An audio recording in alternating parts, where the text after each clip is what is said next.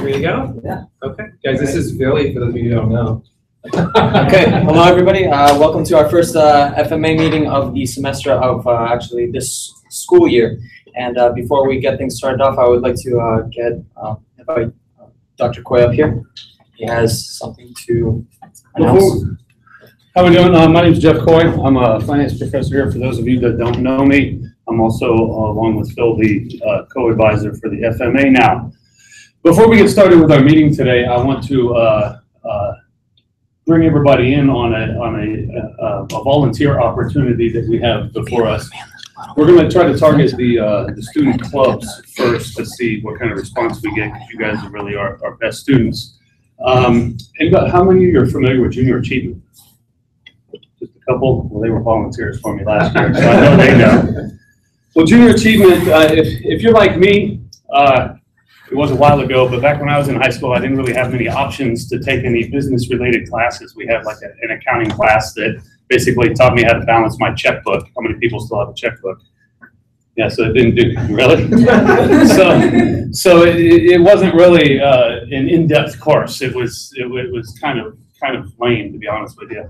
And so what Junior Achievement does is they've picked up on this, and a long time ago, they've been around for a long time. It's a nonprofit organization. They go into classrooms from kindergarten up through high school and teach students basic business concepts. When I was an undergrad, I volunteered for Junior Achievement and taught sixth graders about the world economy. You know, bring things in and you show them that not everything that they have at their house came from the Walmart around the corner, and that these things actually come from all over the world, and that we trade things, and give them some little basic ideas, and there's little projects for them to do and games for them to play. And these things are all organized by Junior Achievement. So we want to give you guys an opportunity to volunteer with Junior Achievement. In this day and age, you know, you're trying to separate yourselves from your fellow classmates and those around the rest of the country and the world when you're out there applying for jobs. What sets you above? If everybody has a finance degree, you can look at things like internships and volunteer opportunities. So this is a great thing to put on your resume that you volunteered with Junior Achievement. So because I don't know all the specifics about it, I brought Dale here. Dale works for Junior Achievement, and he's going to speak to you for about 5 or 10 minutes and just give you some insights as to the things that are available and the things that are due. And hopefully we'll get some of you guys to volunteer. Dale, thank you. Yeah, thanks, Jeff. Thanks a lot. Thank you all for letting me take this couple minutes to just mention Junior Achievement. And I want to thank the folks in the business department that helped with the Titan competition last year. Dr. Coy organizes it with his students and just did a phenomenal job. The Titan competition, since it's been brought up, is the opportunity for high school students to come in teams of 3 to compete against each other in running a business. It's all on a simulation. And the students from Jeff's class talk to them about things such as marketing and production and research and development.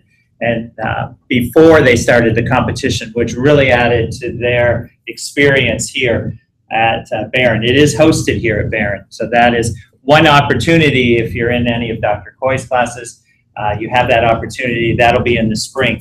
You will have that opportunity whether you're in my class or not. Okay. For being in FMA, yes. You also have the opportunity during this simulation to go and coach them. You can't give them answers, but they can ask you questions that may be pertinent to what they're deciding next on their plan to do that. As Dr. Coy mentioned, we actually have programs K through 12. We have this great opportunity in the city of Erie this year. We have a liaison that is part of the admissions administration there at the school district, and he is connecting us with a lot of the schools that we have never done before. We reached about 5,000 students last year in Erie County. We actually did have some volunteers that were actually non-business students. We had 3 young men that went to St. George and taught the same program you taught, the 6th graders at Global Marketplace. There's 2 different methods of teaching. In the elementary, most of the programs around here are called JA in the day, where we take over the school for about a half a day. Our volunteers come in and they run our program for at least 3 hours that morning. The discussion is all around things like in kindergarten. You're going to talk about what's a need and a want, and you'll have activities that go along with those needs and wants. If you think you're going to be up there lecturing for 3 hours, that is not the case at all. There is the idea of introducing a concept, and then after that's introduced, you have an activity that you do with them. After the activity, you bring them back together and discuss how the activity related to the concepts that you taught them earlier on. The other method is the standard method, which means that you will come in and for 5 different class periods, or 6 depending on the program, for an hour at a time. The curriculum, I should have brought one with me, and I'm sorry that I didn't do that. The curriculum is all provided for you. It's got everything in it. If you've got a game, if you've got some kind of activity, it's all in the kit and just provided for you. You get into the middle school, we've developed online programs now, so it's more like a PowerPoint with embedded resources in the PowerPoint. So if you're talking about brand, they will have a video on somebody demonstrating how they're trying to get their brand across, those kind of things. So the opportunity that you guys have, and we asked that if you decide that you would like to volunteer, that you do it in groups of 2 or 3. That makes it easier. It's not so demanding on you if you split up the lessons that you do that. The other thing that at this point in your lives is your schedule mixing with the school schedule that we would have. So what I have here is, and I'm going to ask you guys to pass these around. All my contact information is on the bottom of this. It talks a little bit more about becoming a volunteer. If everyone that is interested would just shoot me an email, I will make sure that you are put on a distribution list. And then anytime a volunteer opportunity comes on, I will shoot that out and give you guys the opportunity to volunteer for that. Whether it be JA in a day, or if I have the opportunity to do a standard where you would come in and teach for 45 minutes to an hour, 5 different class periods or 6 different class periods, depending again on the program that would be listed. Any questions that anybody has? I know that's a quick overview. The 3 pillars of JA are financial literacy. How does handling money, how does the economy affect you? Work readiness skills. You get them up into the 5th grade area, you're starting to talk about soft skills, things such as being dependable, being on time, being responsible. Are you a team worker? Can you work in a team? Are you a problem solver? Things that are going to take them into whatever career they go into. That gets started in the 5th, 6th, and 7th grade area. Then we get into career clusters and how different general courses are needed for certain careers in this career cluster. You get up into the high school area, that's more into the entrepreneur type classes, and also they have a personal finance class in the high school area also. So it is a K through 12 program, and if you're interested, I ask that you get a hold of me. We are here at the Logan House. The carriage house behind the Logan House is our office. If you're out there walking and you want to see a kit or how it works, just stop in, ask for Dale. I'd be happy to meet with you and discuss those opportunities that are available. All right? Any questions? I would just like to add that when I went into those 6th grade classes, the students had so much fun. Their eyes get bright and they have fun. They just love to see somebody, I'm assuming other than their teacher is why they were so excited to see me. But it made for a lot of fun. I went in there once a week for like 5 weeks and they were always excited to see me and all really attentive into doing these little games and things. It's a lot of fun. Yeah, the activities are a lot of fun. It's not just, like I said, it's not just you up there lecturing. It is a great deal of fun.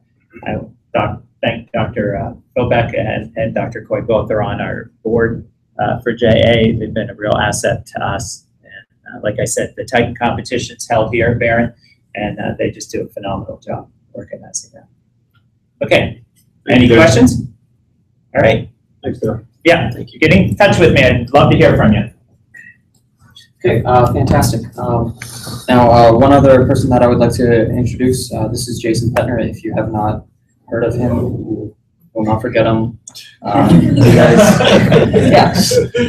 Jason Petner, president of the Student Managed Fund here on campus, and also president of the Financial Planning Association, which is the other finance club that we have on campus. So, thanks, Bill. So thanks for coming out tonight. One thing you'll learn, if you haven't learned already, Penn State Barron has a really great finance program. One that I actually transferred back from University Park for. So we're very strong in all aspects. One of the cool things we have on campus is we're tracked towards the CFA and also tracked towards the CFP. So today, as you learn about BNY Mellon, you're actually going to learn that there's many different paths even within that same firm. They have corporate trust, in which you can do a lot of corporate finance. You can go the CFA route and do some analysis. You can go wealth management, which I'm sure you'll talk about a lot today. And there's actually so many different avenues about finance, and it's really important to understand that they all work together. There's not one individual silo that's separate from the rest, which is why it's really important and why we started the Financial Planning Association, the Student Managed Fund, and Financial Management Association. While we're all different in the aspects of our job that we'll be doing in the future, we're all going to be working together, and that's why it's important that this year we're going to do a lot of mixing between the FPA and the FMA, have some fun events together, do a little bit about, show you the ways that everything's different, because while you might think one career is exactly what you want to do, the career itself might look a lot different than what you're learning in class or what other people tell you. So it's really important to really get out and kind of understand all the different roles that you could be put in finance. And we try to do a great job of really bringing in people like BNY Mellon that can show you what it's really like and what the world of finance is really like, so you can get excited for the rest of your career. So thank you for coming out tonight. We'll keep you posted on any other finance events and hope to see you in the future. So thanks again. All right, fantastic. And one final message before we get to the person that you came here to see. Nick Finley, he is our treasurer, and he is going to say one quick thing. Hello all. I just want to touch on the junior achievement topic really quick. I did it last year and it was a fantastic experience. I highly recommend everyone get involved, whether it's with that or some of our great clubs here on campus. Now to get to why I'm here, I'm the treasurer, and part of this club is you have to pay dues. So we have two options for dues. One is our local dues, that's $15, and then we also have the international dues, which are $35. So if you'd like to pay it all in one lump sum, you can do so by going to fma.org, and it's like join now or sign up, and then you just follow the instructions there. Or if you would like to, you can just join the local chapter here, and that's $15. That's payable at the rub desk.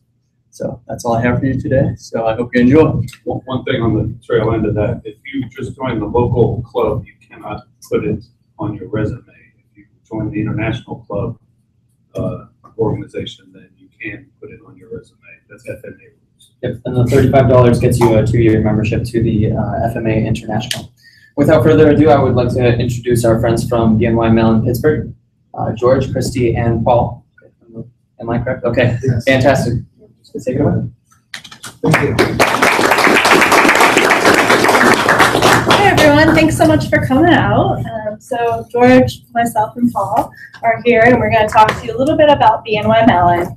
So who's controlling the slides? So this is George. That's a dated picture of me. Okay.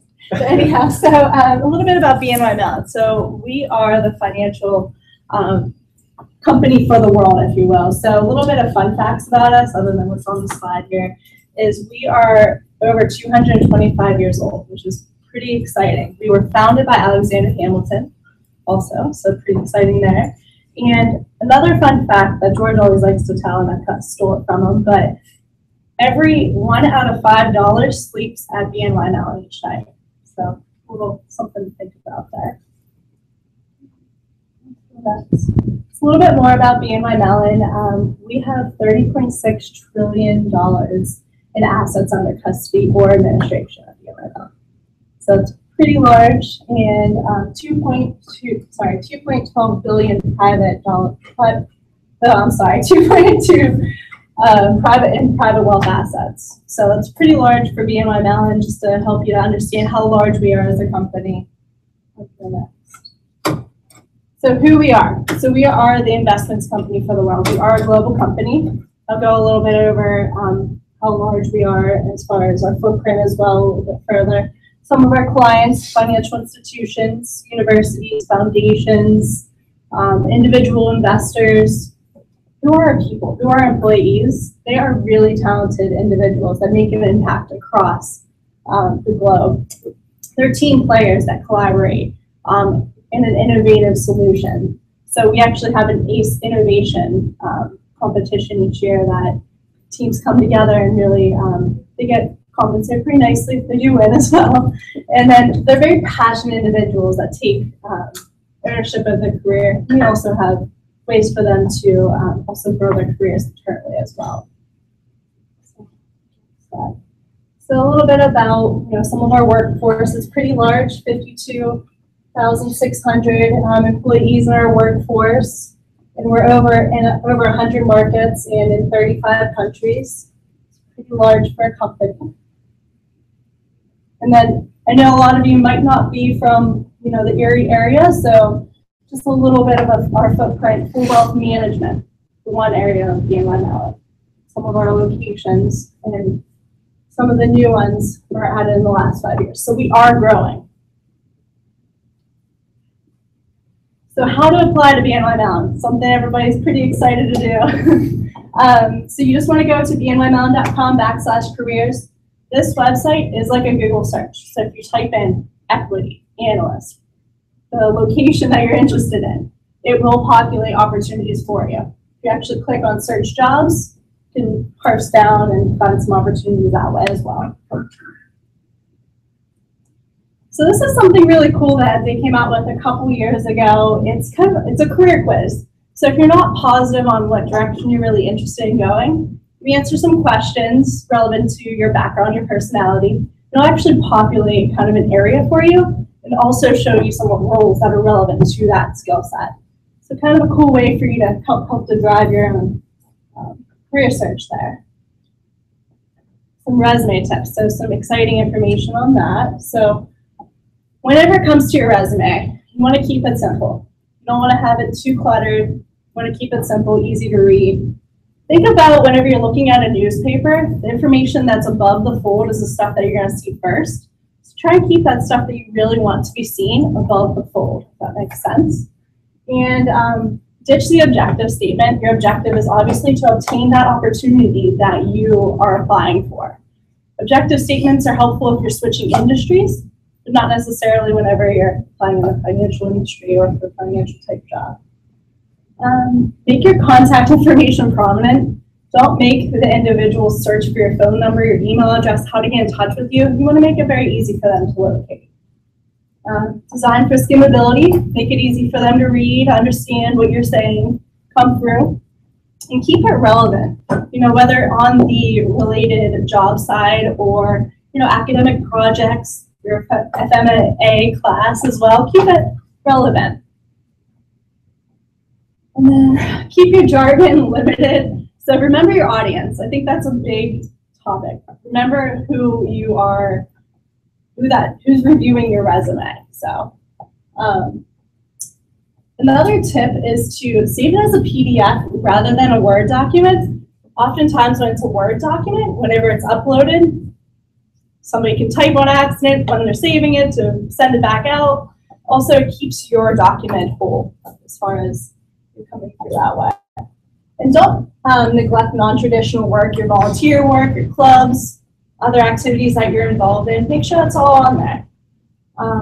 Constantly refresh. This is a big one. Your resume is not one and done. As you keep growing and innovating in your career, your resume should as well. It should reflect those projects, those ways that you've gone above and beyond. Quantify your resume. This is large. So it shows how you can handle volume. It shows the types of things that you're working on. Definitely keep the numbers a part of it. Use keywords. If you see some keywords in the job description as far as Excel, if they're looking for individuals that have strong Excel experience, mention on there, utilize pivot tables to present this to the client or whatever it may be. Definitely use that. And proofread. If you take anything from whatever I say, please proofread it for errors. Can't tell you how many times some managers aren't even interested in talking to somebody because they have an error on their resume, a spelling error. How am I going to put you in front of managing a client's money if you have a spelling error or items like that? Networking. Okay, so a little bit about networking. be genuine, build trust in relationships, and the best way to do that is definitely start now. So while you're all networking right now.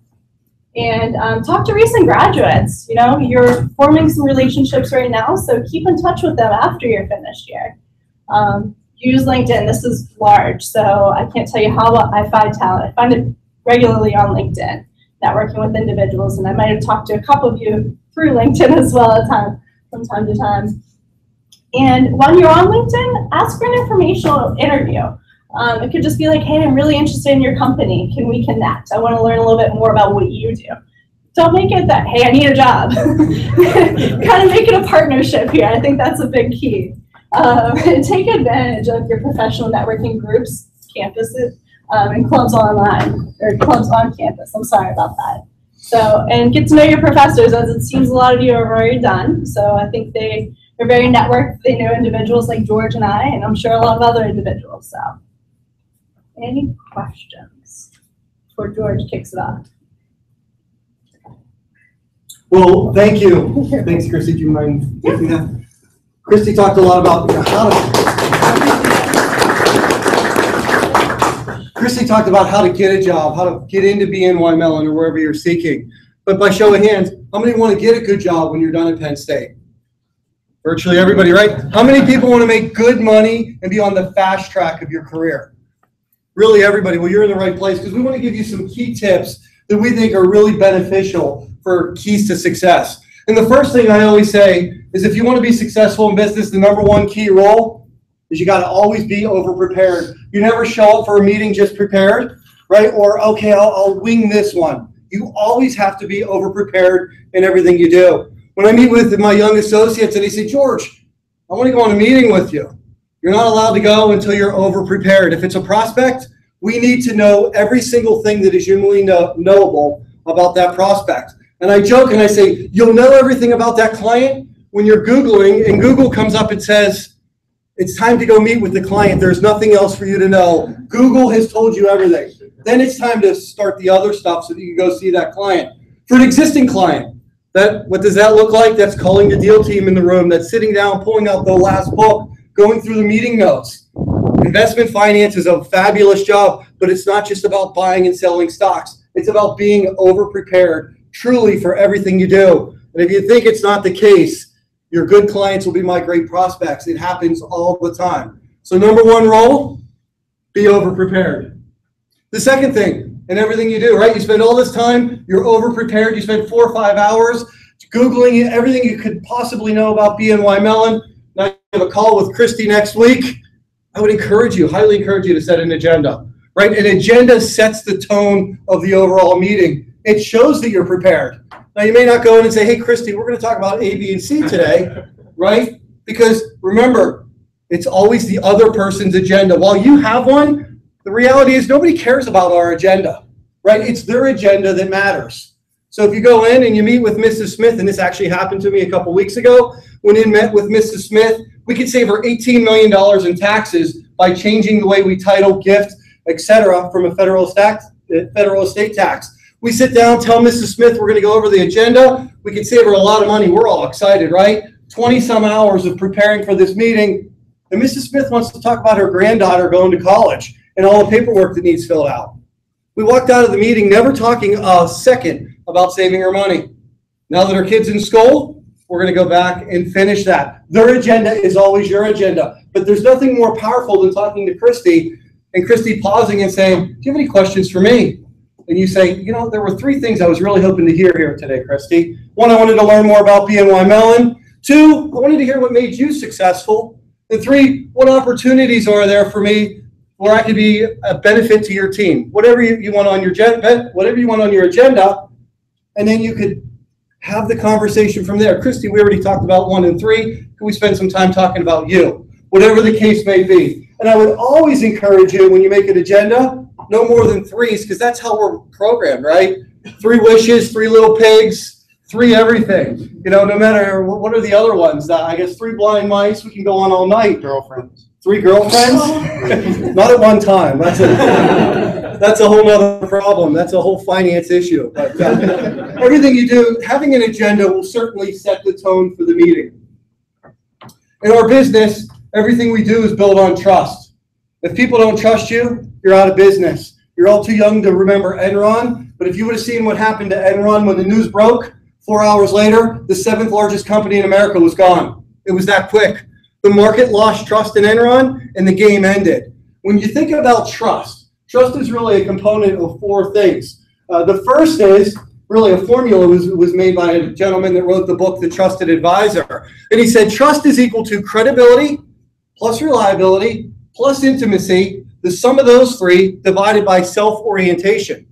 So when you think about credibility for a minute, this one here, if you followed rule number 1 and you're over-prepared and you do your homework, it's pretty easy to get instant credibility. I was in a prospect meeting a couple weeks ago, and I sit down at the guy's house, we're chatting for about 30 minutes, and as soon as he stopped, he said, you know, George, I sold my business, which you probably saw, and I deposited the money into my Ally bank account.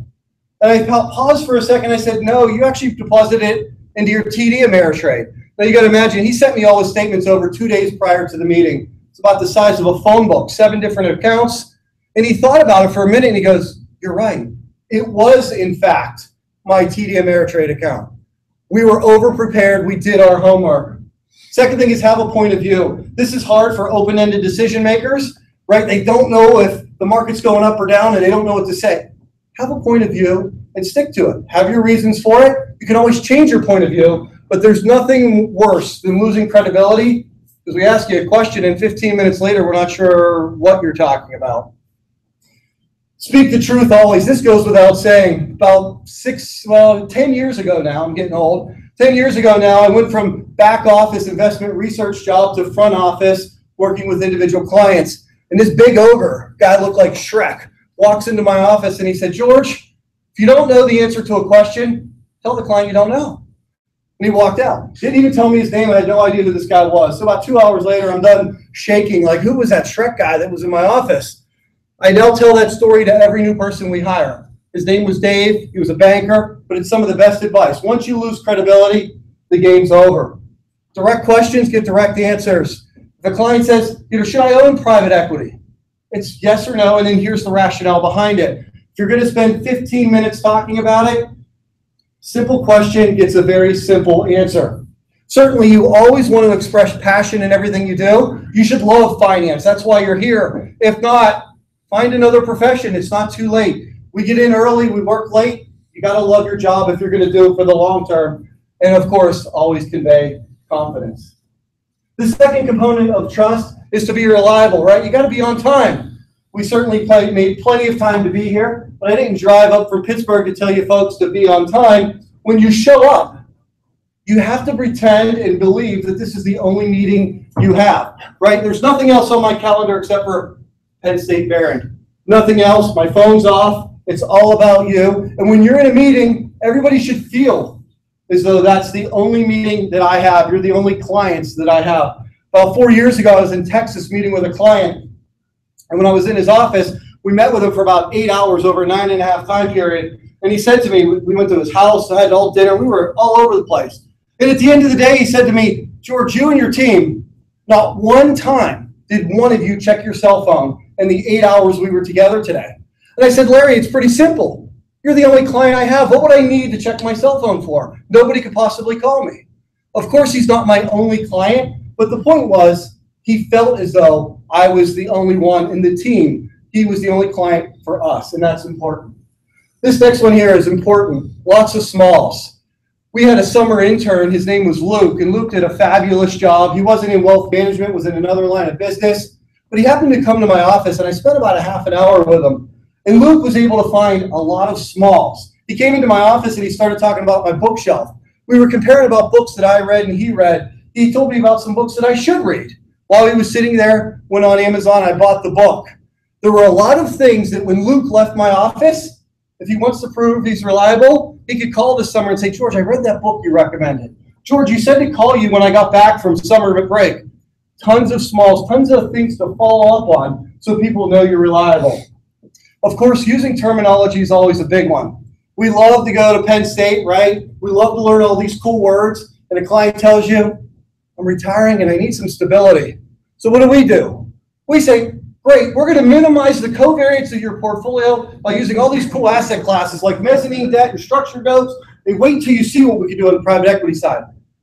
It's gone. Clients out the door. They have no idea. Keep it simple. Use their terminology. And of course, always dress appropriately. That goes without saying. The extras, right? We said there was 4 components to trust. The last 2 are intimacy and self-orientation. And no disrespect, I'm not going to be on YouTube talking about intimacy. That's for my wife and I, of course. And then the last thing is self-orientation. So what I've done is I group those both together, and we'll call those the extras. What are the extras? One is to listen with empathy. I can't tell you, I've been in thousands of meetings the last few years, how many times a client has said something, oh, my uncle, he's really sick. And someone in the room says, oh, today we're here to talk about A, B, and C. It was like, oh my goodness, I see this guy twice a year. He's telling us about something so important, but we're so worried about our agenda, we haven't even heard what he said. We could really lose the audience quickly. Be yourself. That goes without saying. My manager is a wonderful person. He's fabulous. I'm a lot different than him. If he were here tonight giving this presentation, he'd knock it out of the park, but it'd be way different than what I'm doing. If I were to try and do it like he's doing, you would all be out of the room by now. It would be terrible. You have to be yourself when you do anything. This third one. Share something with yourself about your clients.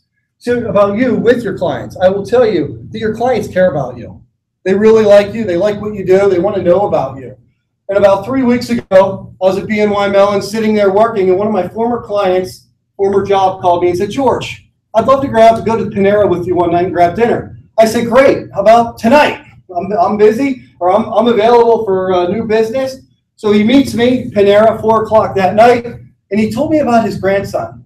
His grandson was struggling a couple years ago in school. I gave his grandson some tutor names that lived in his neighborhood that I happened to know. His grandson's going into 3rd grade, doing really well. I wanted to tell the guy about how great BNY Mellon is. I wanted to tell him all that. No, I just talked about his grandson. Went into the office next day and said I had the best meeting ever. So today, as I stand here, that prospect is now a client. And all we did, because he knew something about me personally. And that is so important. Asking open-ended questions, right? You're going to spend all these hours on the internet learning all about BNY, and then you come in and say, hey, George, do you like your job? Yes. Well, is your boss a good guy? Yes. Make sure you come in well prepared. Because you know everything about BNY Mellon, find out what you don't know, what you want to know, and spend some time writing questions that get the audience, get your whoever you're meeting with, Christy or whomever, get them talking. This second to last one here, I personally struggle with this, but I'm getting a little better. That is, turn your back when you're talking on the phone. 6 months ago, I would have gotten a solid F- in this. But now every time someone calls me, Control-Alt-Delete, automatically put put my computer on blue screen. That way, have better conversations. Make sure you know what people are talking about, and don't fear the pause. Oftentimes when the room gets quiet, we'll get nervous, right? It's normal. Let the room pause. Let people talk about and express some things that maybe they wouldn't say or weren't ready to say. Practice perfect. This one here I love. We always say practice makes perfect. At BNY Mellon, we talk about practicing perfect. I was up in New York a few weeks ago, and when I was there, we were practicing, and I was called to the front of the room, and someone said, George, tell us about a recent client meeting you went on. And I said, told them the story. And they said, well, what did you tell the client? What was your reputation statement? What was your elevator speech? And I said, and I'll apologize, I'm going to read this. I said, I'm George Emanuele, Senior Director, Wealth Manager, and I've been working with clients like you for the last 18 years. In my role, I focus on achieving your long-term goals and do that by spending time with you and your family to make sure I have a clear understanding of your goals and aspirations. And I'll be honest, I thought that was pretty good. Everyone in the room loved it. Okay, George, you can go sit down. That was really good. And I said, no, I don't want it to be really good. I want it to be perfect. So I stood in front of the room and said, what can I do to make it better? And we parsed out all the words. And if we debated on, does a title mean anything? Does senior director mean anything? Does somebody that doesn't know internal? It means a lot to Christy, but outside of BNY, most people don't know what that means. So we spent some time and I rewrote it. About 3 minutes later, I said, I'm George Emanuele, and over the last 18 years, I've had the fortune of working with many business owners concerned about succession planning for the next generation, and achieving their long-term and short-term goals. I'm very passionate about this topic as I spend my personal time presenting to business owners as part of the CFA Institute on topics like this on a regular basis. When I hear the second one, I'm biased, but I think the second one is a lot better than the first one. I think the first one is pretty good. Practicing with your peers is so important. You're all very fortunate. I don't know her role or what her name is, but at Penn State Barron, there's Courtney. And Courtney comes and does something with the CFA Institute at the University of Pittsburgh. We're going to be doing it in a couple weeks, 8 different universities or more. And Courtney practices a reputation statement. Every year I stay and I practice it with her, even though I've done this 1,000 times. And in 3 weeks from today, I'll be practicing this again. I'll be sharing this with Courtney, having her rip it apart. So if you don't know Courtney, I would encourage you to look her up, and hopefully I can offer that upgrade without getting in trouble. Right. Yeah. That being said, on our team, we have 4 teams in the Pittsburgh market. Our team is very passionate about choosing your words very carefully. We think it's so important that we memorialize it on a wall, and that's an actual picture of a wall in our office. This is inside my boss's office, but you all heard the saying, right? Your thoughts become your words become your actions become your habits become your character. We can't hear your thoughts, but we can all certainly hear your words. And if you say something, you may think, oh, well, a couple of years from now. No, I can tell you there are still people that I know that said something 10 years ago that'll never get hired at BNY Mellon as long as I work there. And somebody like Christy calls me and says, this person called me. Now, well, this person is very iffy. You have to be careful. Choose your words. Your clients are listening careful. And I think just from the last slide, right? The practice perfect. Slight change in words can give a real different meaning and make things sound certainly a lot better. What else I love about this slide is if you go home tonight and read it, if you don't have a copy, you can certainly get one from whomever. But you'll see who's quoted on here. Albert Einstein. There's Abraham Lincoln. There's many. And it's funny, even as the world has changed and times change, the fact that words matter doesn't change. I mean, you can go back to the Bible thousands of years ago talking about, you know, how a tongue can pierce, if you will. This is interesting, right? We all go to Penn State, learn a lot, best professors, best teachers, etc. And I'll tell you, the difference between the guy that gets the big bonus and the smaller bonus at the end of the year has a lot to do with how good of a storyteller you are. How good you calculate a Sharpe ratio, right? When you're meeting with clients, it's all about how can I connect with them? And the best way to connect is to tell stories. I was meeting with a prospect, one of the ones I kind of mentioned already a few weeks ago. When I was meeting with him, his master is in theology. So when I was talking about our process at BNY Mellon, it was all about Noah building an ark before the rain starts. And I tied that in to the BNY Mellon process. About 3 months ago, I'm meeting with a prospect who is a business, a restaurant owner, but he started his restaurant from his dad's sausage recipe. When I was talking about that same slide, the analogy was all about building sausage and the process for making sausage tied it to BNY Mellon. Same slide, but when you tell a story, it has to relate to the audience. Make sure you do that. It's very important. And the only way to do that is finding the end of the internet so that when I went into these meetings, I knew what these people were passionate about. I knew how they made their money, and I could relate the stories back to them so that it resonated with them. In both of those cases, those prospects are now clients, and in both of those cases, we were competing with more than 5 other firms. I think storytelling personally had a lot to do with it. The art of wow, right? We all love to go buy stocks, buy hedge funds, all the cool stuff that you can do in the world of finance. But I always say we got to try and wow clients. 2.5 years ago, I was going after an Apple executive. He was kind enough to meet with me in Pittsburgh. Came in, he emails me on a Tuesday night and says, George, can I meet with you Friday morning, 8 a.m.? And we do that. When we met, knowing that Apple makes Keynote, we did the entire presentation in Keynote. When he walked into the room, his first word was actually, wow, this is in Keynote. The guy was an executive. He knew his homework. He knew we didn't have a single subscription to Keynote. Everything we did, we had to, just short of rewiring the whole building to pull it off. We had to buy adapters. It was a disaster. But we pulled it off in less than 2 days. And he was really wild. He is now a client. And again, we competed with 7 different firms on that one. That's fine. Just another story. That being said, own your calendar. Having a calendar is certainly important. I'm a big believer in color coding your calendar. right? When I first heard this, I thought, this is the dumbest thing I ever heard. I'll never do it. I tried it for 2 weeks, knowing that in the end of 2 weeks, I'm done.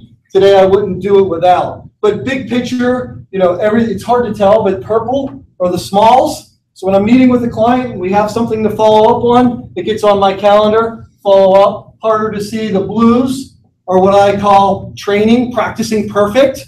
So I have a client meeting here. I'm meeting with client B.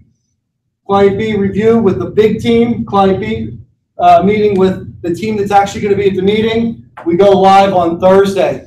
We are over prepared. And the other thing, and somebody talked about it, but networking. I spend at least 2 hours every month networking. I have one tomorrow, etc. I'm a big believer in it. So even as you have a job and you're happy, you got to get out and network. I will tell you that green is an internal meeting. Green is some of the least important things. Internal meetings mean very little to me. Don't tell my boss that. Oh, thank you. That being said, I will tell you a real story where we have this schedule. We're here tonight. Christy calls me. Our CEO of BNY Mellon is in Pittsburgh having cocktail hour tonight. And Christy says, George, I want to make sure you know this. He's going to be here. And we're allowed to go get free drinks. I said, I can't go. My calendar has something orange on it. You guys are clients, right? You're the only clients I have. So how can I cancel this meeting? I said, I can't be here. My CEO is an internal meeting. It's green. Orange trumps green all day. It's very important. Yeah, and then certainly wrapping up. I will tell you, at every meeting, always make time to say thank you. I don't do it at the end of the meeting. I usually do it when I show a client what their current portfolio looks like. I pause. Thank you for your business. We really appreciate it. And I count to at least 5 so they hear it and make sure that it's important. Not, hey, thank you, and you can see you have 13.2 million. Pause. The way I end every single meeting at BNY Mellon, very simple. If there's one thing at BNY Mellon that we can do to enhance your experience, what would it be? We got to get better. We want to make sure if there's something we're missing, we're getting better. And then, of course, the second I walk out of a meeting, I go to my calendar and I put all the smalls. If I did the meeting right, you're meeting with Christy and you do it right, you're going to have 3 or 4 things to follow up with Christy. Put them on your calendar. In 3 weeks, I need to call her about that opportunity. I want to read that book and get back to her by this date. Put them all on your calendar so that you don't forget. So with that, let me pause there. I think that was the end, Christy. Yeah, with that, let me pause, and I'll gladly take any questions. So do you set any short or long-term goals, like every day whenever you wake up, to think and help you get motivated for the day? So anything I want to do goes on my calendar. I don't put my personal stuff on there because usually I always go to the gym early in the morning. For those of you that don't like to get out of bed at 4:20 in the morning because you're normal, I would encourage you to put it on your calendar, right? Put some personal stuff on your calendar. But my personal stuff is on about 100% of the time between 5 and 6 in the morning. So I never have to book that. Everything else I do is literally on my calendar. Down to the point, if you pull up my calendar there, that was in February, you would actually see the day I did my taxes. My wife sent me an email and said, we're doing taxes. It's in yellow. Yellow's a reminder. So everything I do, whether it's personal or whatnot, my wife even knows to the point, like, can you be home to pick up our son this Friday? True story. Send me a calendar invite. Otherwise, if you don't send me a calendar invite and a client calls and it's orange, game's over. Orange trumps yellow all day. So yeah, invitation from my wife. Don't email her, but oh, sir. Assuming you enjoy what you do, what do you enjoy about what you do? What do I enjoy about what I do? It's interesting. I always thought when I got into this, it was going to be, do we buy IBM or Apple? Or do we short? What I enjoy is not really, we do that, by the way. What I really enjoy, though, is helping clients. You go and you meet with a client and you get to know them. The guy that I met at Panera, I get to know him really well. I know his son. I know his grandson. My son knows their grandkids. So when he called and said, hey, let's have dinner at Panera, love it. When I sit and talk to him, I'm talking to a friend. And that's really what I love about it. When you go to these client meetings, yes, they're intense. Yes, clients have a lot of money and demand a lot, but it's really helping them and watching, money go from dad to the kids and that legacy that we help set to the grandkids. Grandkids are graduating from college and it's, I told your dad 10 years ago to set up a 529 for you. And that's why we're doing this. So it's really those family stories, helping families, that is by far the most fun of it. I also personally enjoy a little bit of the sales end. It's a challenge to me, knowing that I'm walking into a room and the second I walk out, Goldman's walking in and then Northern Trust is walking in to say, hey, I want to beat them all. And the only way is to be better prepared. Because we, quite frankly, we're selling a lot of commodities, right? Is BNY Mellon that much different than Goldman Sachs? We like to tell everyone we are, but at the end of the day, we're still buying stocks and bonds. It's getting that personal connection and building relationships. Yeah, sure. Many of the people in this room are going to be looking for internships and jobs. Can you give a few more examples of what really excites you when you're talking to somebody? What makes somebody stand out versus somebody that you just will tend to choose to pass on? Yeah, other than the over-preparedness, telling me a little bit about yourself, what made you interested in BNY Mellon? You know, those are common questions I'm asking. So why BNY Mellon? Why'd you want to have a conversation with me? Things like that definitely stand apart. That and telling me a little bit about what you want to do, even if you're not sure, what excites you, what interests you, helps have that conversation, point you in the right direction of areas that might be of interest to you. One piece of homework that I usually give to anyone that I speak with is, yeah, we'll have that intake meeting, we'll talk about you, we'll talk about BNY Mellon, areas that might be of interest. I'm always going to send you back out to that careers page because there are other areas within BNY Mellon that could be of interest to you. And then from there, you're going to come back to me and say, this is really what caught my eye. Something corporate trust that I had no idea was even out there. But at least you are driving your own career a little bit there. So having that interest or driving your own career and that passion, that often will set one person apart from the other. One litmus test, Craig, I always use is when the door closes, can you hold a conversation with the client? Because one of the fears is we hire somebody and all of a sudden I call in sick tomorrow, I get called into another meeting, and you got to go meet with Mrs. Smith at $13 million, and my heart's pounding all day. What the heck are you going to say? Can you really hold a conversation? So we often look and say, obviously you're smart. The guy from Dartmouth is really smart. The guy from, can you hold a basic conversation? And really that comes by being over-prepared. And hey, George, I looked and noticed that, you know, I have some great reading for you. I mean, all those types of things make a world of difference, that it's not just, I'm a finance nerd, I know every formula in the world. It's, I can really meet with Mrs. Smith and talk on her level.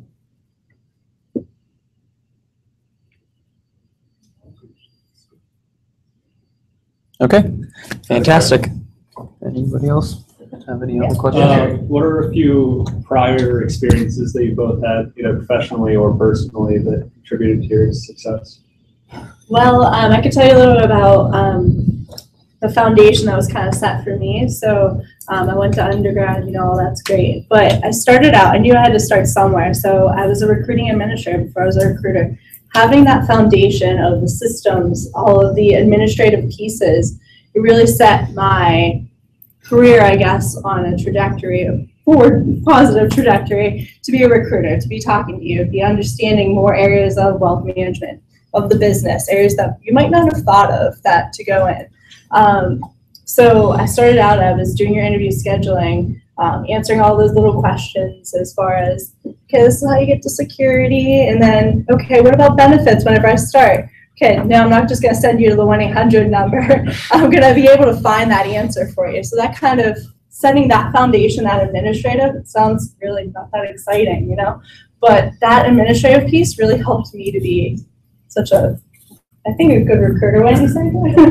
You're the best. A good partner. She's the best. That's the only reason she's here tonight. You don't get into BNY Mellon unless it goes through Christy. That's true.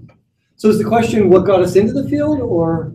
Like, what prior experiences did you have that you felt really set you up for where you are today? Oh, I gotcha. You know, I think there's a lot, and this is going to sound crazy, but when I was about 12 years old, I started working at a local country club, Churchill Valley Country Club. It's now a cow pasture. But I was there, and all the members would talk about, oh, I bought this stock, oh, I did this, and I had no idea what they were talking about. So I went to the local library, and I said, what are these guys talking about? And started reading books. The next thing I knew, I really love this finance thing. And when they were talking, the next time I would listen closer and say, now I understand what that is. And that just really built. When I don't know if you know, but I did go to Penn State, went to University Park. When I went to Penn State, I was like, wow, I really like this finance stuff. I got my undergrad in accounting because back then, 100 years ago, if you want to be in the finance world, you go be an accountant. I don't know if that's true anymore. So I said, I only want to be a finance guy, got an accounting major, but was always involved in investments, started an investment club, all of that good stuff. So anything investment related, I've always been around since I was about 12 or 13 years old. I hate to admit that on YouTube. The world's going to know how much of a loser I really am now. I would add, I think you should all watch the movie Wall Street if you haven't. That'll get you going into this industry. And if you think anything has changed from the 1980s, I can assure you that it pretty much hasn't. So I think that should be required reading or required viewing for anybody going into business. For those of you that don't know Paul, we have an office. Christy showed you the map of the U.S. Right here in Erie, we have an office. And the manager of that office is standing right there, Paul Wojcik. So we asked him to be here tonight as well. Somebody that everybody should know. If you have any additional questions, you can call me anytime. Paul's another great resource. Christy, if you're interested in working at BNY Mellon, I will tell you, it's worth your time. Last year, Dr. Philbeck, Christy, and we did something just like this at Pitt, similar to what we're doing in 2 weeks. We did it last year, and a young guy, Trevor, came up and said, George, I really want to work at BNY Mellon. So we talk, we have coffee. He calls me back about 3 weeks later, and he tells me his whole plan. He shows it to me, sitting there, and he's going to get his Series 7, his Series 63, and then I'm going to go get my CFP. And I said, well, that's all great, but you don't want to work at BNY Mellon. He said, no, I really do. I said, Trevor, if you go out and get your Series 7 and 63, we're going to have to remove it. You're not going to be allowed to hold it. We're not a broker. And he said, no, George, you can't buy a stock without owning the 7 and 63. He tells me how his dad's a broker and his dad owns an investment office, actually right up here in Erie, Pennsylvania, blah, blah, blah. Then he called me back like 2 weeks later and he said, you're right. A wealth management company. I said, I know I'm right. I don't have the 7 or 63. But it was interesting. Great guy. And he called, I think he even spoke with you as well. And then he came back and said, I'm glad I met with you. The whole plan that I had in place is really not what I wanted. He didn't understand the difference between the fiduciary world and the wealth management world. Completely different designations, career path. So sometimes it's good to meet, not because you're interested, but to avoid some pitfalls. He would have wasted at least 2 years of his life getting all these designations, come to BNY and lost every single one of them. Other questions? Anything from Paul? Well, I was going to say, I mean, I guess this is why the garage band doesn't come on after the main act. To tell you, make sure you insert some lesson learned here, exert some influence over the agenda, so you're not speaking after the headliner. No, I just would say, we have a nice small office here. I know a lot of you folks are probably local, and if you do really like living here in Erie, and you're not on a trajectory to say I want to get out of town and go somewhere else, we are a viable option. We are smaller, but that being said, opportunities present themselves every so often. Again, going back to George's, we always be over-prepared. You never know when the opportunity will make itself available. If coming back here or working here is definitely something that you would want to do, be prepared for it. I would suggest that always probably if you're just starting out, Pittsburgh's the place to be. Go to that website, check it all out. Maintain contacts with all of us. I'll my business card as well. But again, I could just say from personal experience, I grew up in Pittsburgh. I went to Allegheny College. That's my connection to here. I went home for a year as much as I wanted to stay down there. It just wasn't in the cards. I've now lived more of my life up here than I have in Pittsburgh. As much as I miss it and enjoy being down there, I don't think I'd want to live anywhere else other than here. Well, South Carolina wouldn't be bad, but speaking realistically, I like it here. So if you like it here, we're a viable option for it. Feel free to contact any of us anytime. Thank you very much for coming. Everyone has our contact. I appreciate it. Thank you.